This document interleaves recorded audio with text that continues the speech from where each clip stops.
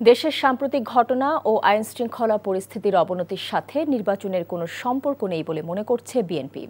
দলটির নেতারা বলছেন, জাতীয় ঐক্যের কাছে সব ষড়যন্ত্র নস্যাৎ হবে, সফল হবে না নির্বাচন পেছানোর ষড়যন্ত্র।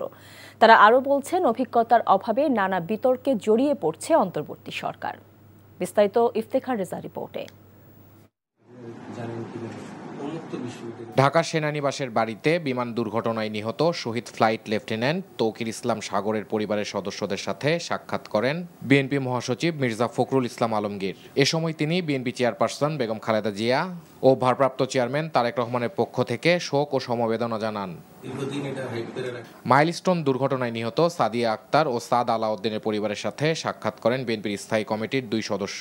এ সময় তারা বলেন, মাইলস্টোনের ঘটনায় ঘোলা পানিতে মাছ শিকারে তৎপর একটি গোষ্ঠী নির্বাচন বানচালের ষড়যন্ত্র জনগণ ঐক্যবদ্ধভাবে রুখে দেবে বলেও জানান তারা। এর চেয়েও খারাপ অবস্থার মধ্যে বাংলাদেশের নির্বাচন হয়েছে, সুতরাং নির্বাচনের সাথে এটা কোনো সম্পর্ক নাই। এটাকে বোঝাই যাচ্ছে এই গত কিছুদিন যাবত যেসব ঘটনা ঘটছে পরিকল্পিতভাবে ঘটনা হচ্ছে। মাইলস্টোনের মানুষের পাশে দাঁড়ানো, ক্ষতিগ্রস্ত পরিবারের পাশে দাঁড়ানো, সেটি হচ্ছে আমাদের দায়িত্ব এবং কর্তব্য।